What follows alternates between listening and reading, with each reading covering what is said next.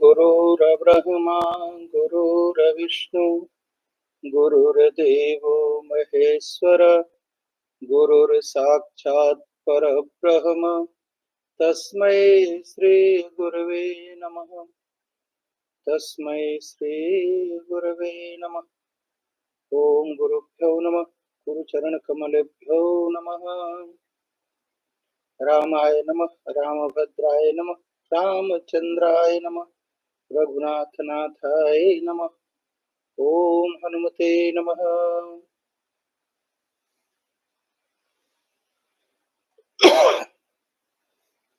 तो अभी तक हम जो कथा भागवत की सुन चुके कि योगीश्वर जो 9 योगीश्वर हैं, 9वें करभाजन, वो कलयुग की महत्ता बताते हैं। कहाँ पर बताते हैं? अध्याय 5वें अध्याय के जो है 38वें मंत्र कि कलयुग कितना महान, इसकी महत्ता बताते हैं। बहुत कुछ बताया, भगवान के रंग किस युग में क्या होते हैं और किस तरह पूजा होती है, भक्त किस तरह पूजा करते हैं, ये सब आप लोग सुन चुके हैं। और उसी में कलयुग की महत्ता बताते हैं। और कलयुग क्या है? इस युग में, जिस युग में हम पैदा हुए, इसका कलयुग क्या नाम है, क्यों है कल युग? इसलिए कि यह कलह युग है। कलह युग है, कलह ही कलह है, झगड़े ही झगड़े। हाँ? धर्म के नाम पर झगड़ा, जाति के नाम पर झगड़ा, देश के नाम पर झगड़ा, जमीन के लिए झगड़ा, फिर संबंधों की झगड़े। मतलब कुछ ऐसा नहीं बचा है इस कलयुग में जो कलह का कारण न हो, है ना? रिश्ता बनाओ तो उसका झगड़ा, धन कमाओ तो उसका झगड़ा, न कमाओ तो उसका झगड़ा, देश की सीमा का झगड़ा, धार्मिक बन जाओ तो झगड़ा, न धार्मिक बनो तो झगड़ा, मजहब के नाम पर झगड़ा, जिहाद, क्रूसेड, ये सब कलयुग में हो रहा है ना, क्योंकि इस युग का नाम ही कलह युग है। लेकिन एक बहुत बड़ा पुण्य है इस कलयुग में, और उस पुण्य के नाते कहते हैं कि क्या है कि सतयुग, त्रेता और द्वापर की जो प्रजा होती है, करभाजन महाराज बताते हैं राजा निमि से कि हमारा जन्म कलयुग में हो जाएगा। क्यों? क्योंकि कलयुग में कि भगवान नारायण के जो शरणागत होते हैं और बहुत भगवान के शरणागत भक्तों के साथ रहने वाले बहुत से भक्त उत्पन्न होंगे महाराज विदेह। और कलयुग में तो बहुत बड़े बड़े भक्त पाए जाएंगे। ताम्रपर्णी, कृतमाला, पयस्विनी, परम पवित्र कावेरी, महानदी, प्रतीचि नाम की नदियां बहती हैं। राजन, जो मनुष्य इन नदियों का जल पीते हैं प्रायः उनका अंतःकरण शुद्ध हो जाता है। भक्तों के साथ रहने के लिए कलयुग में बड़े भक्त पैदा होते हैं जो भगवान का नाम जपते हैं। उनके साथ रहने के लिए सतयुग, त्रेता, द्वापर के लोग तरसते हैं और कहते हैं कि मेरा जन्म वहां हो जाए कलयुग में। और इतना शुभ युग है यह, हम तो तुरंत बोले कलयुग है, कौन पूजा करता है? कलयुग में नाम जप का फल होता है। कलयुग के बहाने हम अपने पाप को छिपाते ना, लोग कह देते तुरंत कलयुग है, नाम जप, भगवान की पूजा नहीं होगी। कलयुग में नाम जप तो हो सकता है ना, लेकिन नाम जप हम करते नहीं, करना नहीं चाहते। अरे कलयुग है, कौन यज्ञ करेगा? नाम जप यज्ञ सबसे बड़ा है और खूब होता है। जिनको नहीं करना है कलयुग का बहाना बना देते हैं। यह जो कलयुग है बहुत ही पुण्यशाली है। इस कलयुग में जन्म लेने के लिए सतयुग त्रेता द्वापर के लोग तरसते हैं और हमको आपको मिला है, हम आप समझ नहीं पा रहे। क्यों नहीं समझ पा रहे? पाप कर्म से छुट्टी मिले तो, और पाप कर्म का हम बहाना बना लेते हैं। अरे मैं थोड़ी पीता हूं, वो तो दोस्त पिला देते हैं। कहते हैं लोग।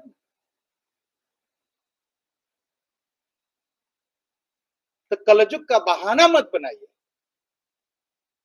कलयुग में जितना भी हो सके, एक घड़ी आधी घड़ी, और आधियों में पुण्य आज, कितना भी समय मिल जाए भगवान का नाम जपिए। और नदियों तीर्थों में स्नान करिए। बहुत गंगा है, जमुना है, कावेरी है, गोदावरी है, ताम्रपर्णी है, पवित्र नदियां, इसमें स्नान करिए। और इसमें स्नान करेंगे, आप स्नान करते करते भक्त बन जाएंगे। इस भाव से एक बार स्नान तो करिए कि गंगा माँ मेरे पाप को बहा दो, मुझे नाम जप करने की शक्ति दो। हाँ, हम जाते हैं, अगर इतना विश्वास है गंगा मैया पाप बहाती है, तो मैया पाप बहा दो, फिर पाप करके आऊंगा। तो बच के, तब पाप नहीं बहेगा। नहाइए, गंगा स्नान करिए, तीर्थ करिए, जप करिए। कलयुग में बड़ा महत्व है। और हम किस में फंसे रहते हैं? अभी ये करना बाकी है, ये कर लेता हूँ, इसके बाद पंडित जी मैं मंत्र जप ही तो करना है, बेटा का विवाह कर लूं, हाँ? उसके बाद छुट्टी है, छुट्टी है। बेटा का विवाह किए, नाचे गाए, साल 6 महीना नहीं दिखाई पड़े, बरस भर कहाँ है आजकल। अरे वो क्लाइंट केंद्र आ जाते हैं घर पर, उनकी देखभाल में लग जाता हूँ। लो, थोड़ा वो बड़े हो जाते हैं तो फिर मैं मंदिर आऊंगा, कहते लोग। तो ये करना बाकी है, वो करना बाकी है। जिन लोगों ने इन सबको छोड़ दिया है, जो भेद बुद्धि का परित्याग कर दिए हैं, सर्वात्म भाव से शरणागत वत्सल प्रेम का वरदान देने वाले भगवान मुकुंद की, भगवान कृष्ण की शरण में आ गया है, वह देवताओं, ऋषियों, पुत्रों, प्राणियों, कुटुंबियों, तमाम तरह के जो ऋण है, जो कर्ज है, उनसे मुक्त हो जाता है। वह किसी के अधीन नहीं रहता, किसी का सेवक नहीं रहता, फिर किसी के बंधन में वह नहीं रहता। बस छोड़ दीजिए, आज से शुरू करिए, अभी से शुरू करिए। मत कहिए कि कल कल ये काम कर लेता तो भगवान का भजन करता, ये बरस में ये कर लेता, मकान बना लेता, फिर मकान में बैठ के भजन ही करेंगे, और तो कुछ करना नहीं। इन सबको छोड़ दीजिए, मुक्त हो जाइए। और जब मुक्त हो जाएंगे ना, सारे बंधन समाप्त हो जाएंगे।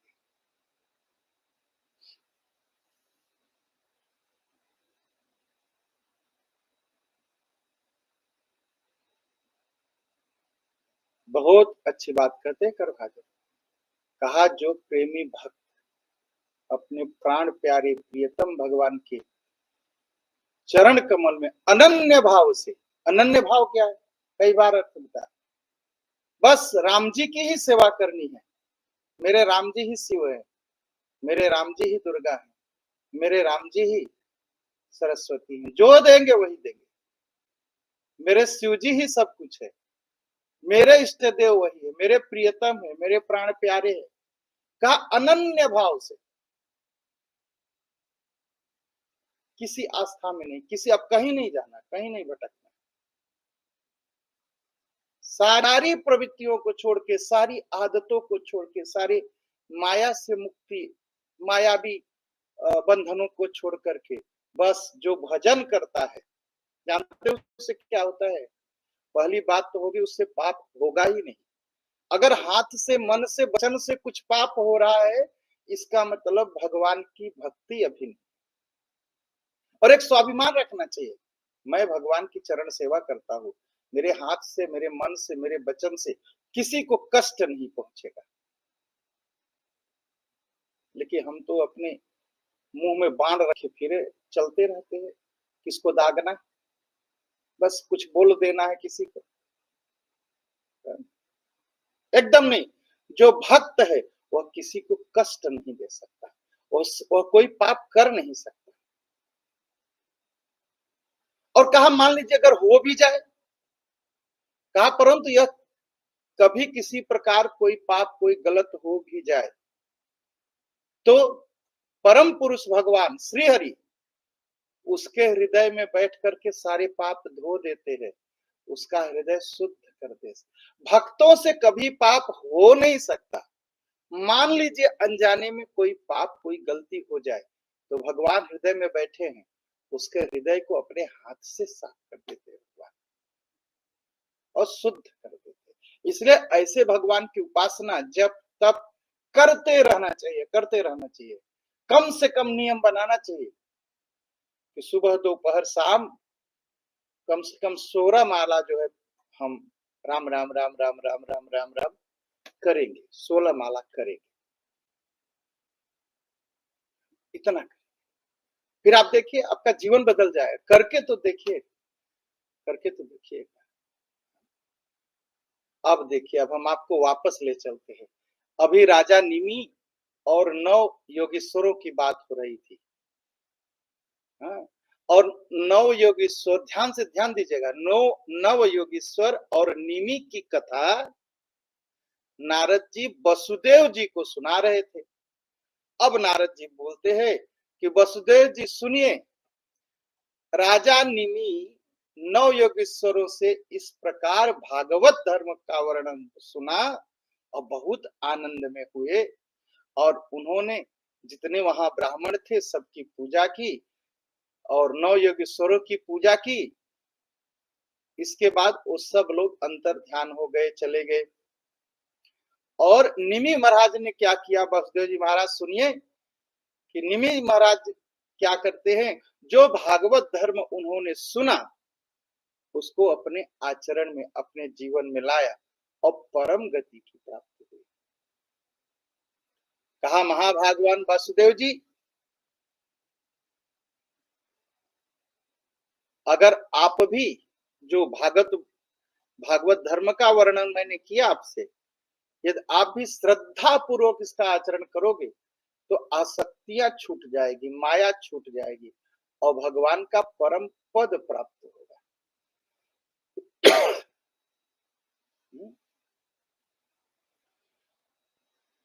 और कहते क्या है, युव इव योह खलु दंपत्योर्यशसा पूरितं जगत पुत्रताम पुत्रता पुत्रतामगमदं यदम वा भवानीश्वरो हरिः।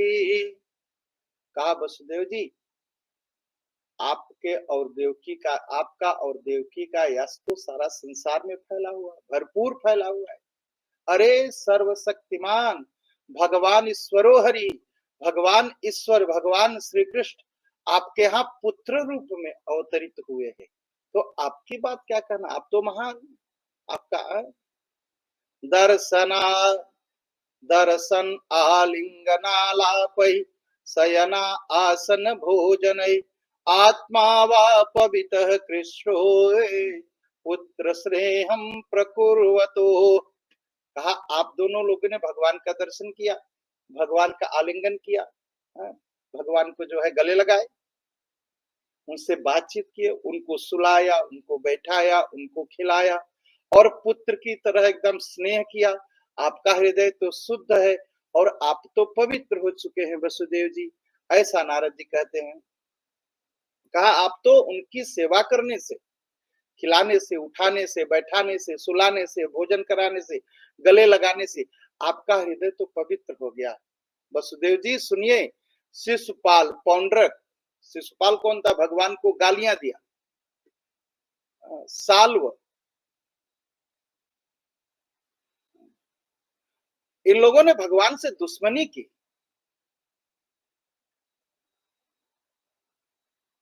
और भगवान का जो, भगवान जैसे चलते थे, जो चाल ढाल थी, भगवान जैसे हंसते थे, भगवान की जैसे आंखें थी, इन सब का मजाक उड़ाते थे, उपहास करते थे। और वह भी नियम के अनुसार नहीं करते थे। अरे इसकी तो आंखें टेढ़ी, भक्त भी लोग कहते भगवान आपकी आंखें टेढ़ी हैं, तिरछी नजर है आपकी। लेकिन वो लोग भक्त जिस भाव से कहते हैं, प्रेम भाव से कहते हैं। और ये शिशुपाल इत्यादि जो है भगवान का तो उपहास उड़ाने के लिए करते थे। वो भी नियत वह भी नियम पूर्वक नहीं करते थे, चलो सुबह उठ के रोज करना ही है।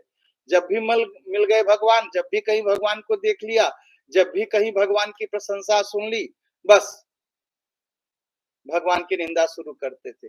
स्वाभाविक रूप से उनकी भी चित्तवृत्ति जो है भगवान में लग गई और वो भी मुक्ति के अधिकारी हो गए। जिन्होंने भगवान से शत्रुता की, जिन्होंने भगवान का उपहास किया, मजाक उड़ाया, चिढ़ाया भगवान को, और रात दिन ऐसा करते रहो, भी नियम पूर्वक नहीं, कभी सुबह कभी शाम कभी दोपहर कभी रात, जब जहां मौका मिला करते रहे, उनकी भी चित्त वृत्ति जो है भगवान में लग गई, उनका मन लग गया भगवान की निंदा करने में, तो उन्हें भी भगवान ने मुक्ति दी। और सुनिए, फिर सुनिए, जो लोग प्रेम भाव से, ये बहुत बड़ी शिक्षा है हम सबके, भगवान अपने दुश्मनों को जब मुक्ति दे देते हैं, तो अगर हम प्रेम भाव से भगवान के पास जाएंगे और प्रेम भाव से भगवान का चिंतन करेंगे, भक्ति करेंगे, तो निसंदेह कोई शंका की बात ही नहीं है, हमें तो मुक्ति अवश्य मिलेगी। ऐसा ऐसा भाव रखना चाहिए कि हमें तो मुक्ति अवश्य ही मिलेगी, एकदम इस भाव से। और शिक्षा देते हैं वसुदेव जी, कृष्ण को तुम अपना केवल पुत्र ही मत समझो, वो तो सर्वात्मा है, सबकी आत्मा वही है, सर्व ईश्वर है, सबके मालिक वही है, अविनाशी है, कारणातीत है। हाँ, लीला मनुष्य की तरह करते हैं और ऐश्वर्य को, अपनी जो जो विशेषता है उसको छिपा के रखते हैं, बताते नहीं। वो पृथ्वी के जो भार बन गए थे, जो राजा लोग, अत्याचारी पापी लोग, जो राजा बनकर, राजा के भेष में जो राक्षस लोग आ गए थे, उनसे संतों की रक्षा करने के लिए, जीवों की परम शांति के लिए, मुक्ति देने के लिए, वो भगवान आपके यहाँ पुत्र रूप में अवतीर्ण हुए। इसीलिए उनकी कीर्ति संसार में गाई जाती है। भाई, कीर्ति किसकी गाई जाती है? राम और रावण का, राम जी का और रावण का, दोनों की कथा होती है ना। राम जी की भी कथा होती है और राम जी के साथ साथ रावण की कथा होती है। दोनों का यश है, लेकिन एक का सुयश है, राम जी का सुयश गाते हैं और रावण का अपयश गाया जाता है। तो ऐसे भगवान श्री कृष्ण की कीर्ति गाई जाती है, कीर्ति गाई।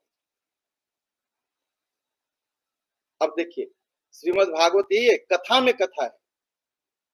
सुखदेव जी नारद और वसुदेव का प्रसंग सुना रहे थे, और नारद जी जो है राजा निमि और योगेश्वर की कथा सुना रहे थे। अब सुखदेव जी बोलते हैं परीक्षित से। नारद जी के मुंह से सारी भागवत धर्म की बातें सुन करके सुखदेव जी कहते परीक्षित से कि राजा परीक्षित, नारद के मुख से ये सारी बातें सुन करके भाग्यवान वसुदेव जी और परम सौभाग्यशाली भगवती देवकी को बड़ा विस्मय हुआ। उनके अंदर कुछ मोह माया थी कृष्ण भगवान के प्रति, मेरा पुत्र है, आता नहीं, देखा नहीं, सारी बातें थी। जो भी था मोह माया, नारद जी की बातें सुन करके छूट गया, वो मोह माया से मुक्त हो गए। तो कहते हैं परीक्षित सुनो, यह इतिहास परम पवित्र है। जो एकाग्र चित्त से मन लगा करके जो इसे धारण करता है, जो सुनता है, उसके सारे शोक और दुख समाप्त हो जाते हैं। इतिहासमिमं पुण्यम धारयेदयः समाहितः सबधूयेह समलम ब्रह्म भूयाय कल्पते। जो इस श्रीमद् भागवत को सुनता है ना, सुनना बहुत जरूरी, कहना तो ठीक है, अहंकार आता है कहने से, लेकिन जो इसको सुनता है, इस पवित्र चरित्र को, इस पवित्र इतिहास को एकाग्र चित्त होकर के धारण करता है, उसका सारा शोक, मोह और दुख दूर हो जाता है, वह ब्रह्म पद को प्राप्त होता है। इत श्रीमद्भागवते महापुराणे परमहंस्याम संहितायाम एकादश स्कंदे पंचमो अध्याय। यह 11वें स्कंद का यह 5वां अध्याय पूरा हुआ। 8 खष्टो अध्याय, 6वां अध्याय। सुख जी कहते हैं, सुखदेव दास जी महाराज, सुखदेव जी कि परीक्षित, जब देवर्षि नारद वसुदेव को उपदेश करके चले गए, तो अपने पुत्र सनकादिकों, देवताओं और प्रजापतियों के साथ ब्रह्मा जी आए। किसके साथ आए ब्रह्मा जी? अपने पुत्र को लिया, सनक सनंदन सनातन कुमार को लिया, सब भूत गणों के लिया, पंच महाभूतों के लिया, सर्वेश्वर भगवान श्री महादेव को साथ में लिया, रुद्र गणों के लिया, इंद्र, देवराज इंद्र को साथ लिया, और कहाँ आए? द्वारिका नगरी आ गए। और साथ में सभी देवता, सभी मनुष्य, गंधर्व, अप्सरा, रुद्र, ऋषियों के वंशज सभी आए। और वो लोग इस सोच करके आए कि भगवान का वेश बहुत सुंदर है, भगवान का वेश बहुत सुंदर, सुंदर गोपालम उर्वनमालम नयन विशालम दुख हरे। कहा भगवान के सुंदर रूप का मैं दर्शन करूंगा और हम लोगों का दुख दूर हो जाएगा, और भगवान हम लोगों के मन को खींच लेते हैं। चलो भगवान श्री कृष्ण का दर्शन करें, क्योंकि भगवान उस समय प्रकट रूप में द्वारिका में विराजमान थे। चलो उनका दर्शन करेंगे, संसार के सारे पाप ताप हमारे मिट जाएंगे। ऐसा सोच करके सब लोग उस द्वारिकापुरी में प्रवेश किया। और द्वारिकापुरी कैसी है? सब प्रकार की संपत्ति है द्वारिकापुरी में, सब जो कुछ मनुष्य को चाहिए सब, और चमक रही द्वारिकापुरी। आए और देखते हैं भगवान का रूप, आंख और प्यासी हो जाती, जितना भगवान को देखते हैं उतनी आंख में और प्यास बढ़ जाती। एक टक मतलब बिना पलक गिराए बस भगवान को देखते रहते हैं, देखते रहते हैं।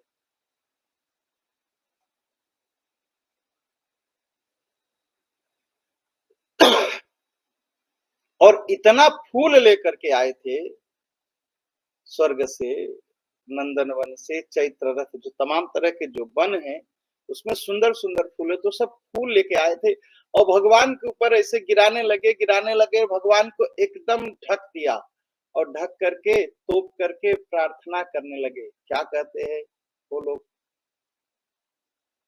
नता समते नाथ पदार बिंदम बुद्धि इंद्रिय प्राण मनोवचो भी। कहा भगवान, कहा जिनको ये लालच लगी रहती है ना कि मुझे माया से मुक्ति चाहिए, बंधन से मुक्ति चाहिए, जो मुमुक्ष जन है, जो मुक्त जन है, जो मुक्ति पाना चाहते हैं, वो लोग हृदय में आपका चिंतन करते हैं और आपके इन्हीं चरणों का हम लोग वंदन करते हैं, प्रणाम करते हैं, आपको नमस्कार करते हैं। अजित, भगवान का एक नाम है अजित, जिनको कोई जीत न सके।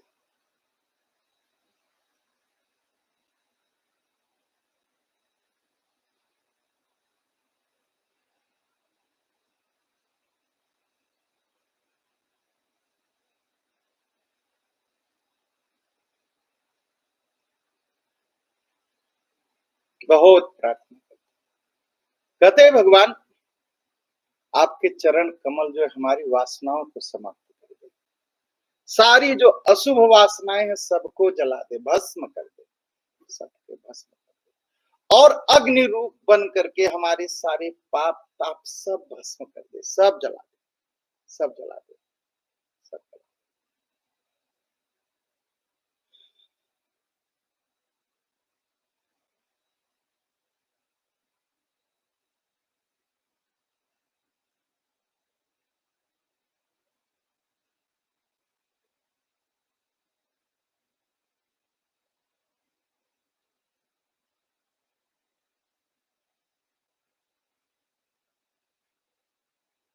कहा भगवान त्रिलोक का सारा पाप समाप्त करने के लिए, सारे पाप समाप्त करने के लिए आपने दो नदियां बहा रखी है। एक नदी तो आपकी कथा है, आपका चरित्र, जो भक्त लोग गाते। कहा भगवान त्रिलोक की पाप राशि धोने के लिए, धो करके बहाने के लिए दो पवित्र नदियां आपने प्रवाहित कर रखी है। एक तो आपकी अमृतमयी लीला भरी कथा नदी है, जो सब जगह सर्वत्र है, सब जगह पहुंच जाती है, और आपकी यह जो कथा रूपी नदी है ना, सर्वत्र पहुंच जाती है, सबके जीवन को पवित्र करती है। और दूसरी जो नदी आपने बहा रखी है वो आपके पाद प्रक्षालन की है। आपने जब वामना उतार लिया और राजा बलि से 3 पग भूमि मांगी, और जब 3 पग भूमि आप नापने के लिए विराट रूप धारण करते हैं, जब आपका पैर ब्रह्मलोक तक पहुंच गया तो ब्रह्मा जी ने आपके पैर को धोया, वहां से गंगा जी पाद प्रक्षालन के जल से गंगा जी प्रकट हुई। और जो आपके भक्त जन हैं ये दोनों नदियों में स्नान करते हैं, गंगा स्नान करके आपकी कथा रूपी नदी में स्नान करते हैं। पहले गंगा में स्नान करते हैं, पहले गंगा में स्नान करते हैं, तत्पश्चात वो लोग आपके भक्त लोग गंगा स्नान करते हैं और कथा रूपी नदी में भी स्नान करते हैं, गोता लगाते हैं, जिनसे उनका सब पाप ताप मिट जाता है। गंगा में स्नान करने से और कथा की गंगा में स्नान करने से, सेवन करने से सारे पाप ताप मिट जाते, समाप्त हो जाते। इस तरह तमाम तरह की प्रार्थना देवताओं ने भगवान से की, स्तुति की, प्रार्थना किया,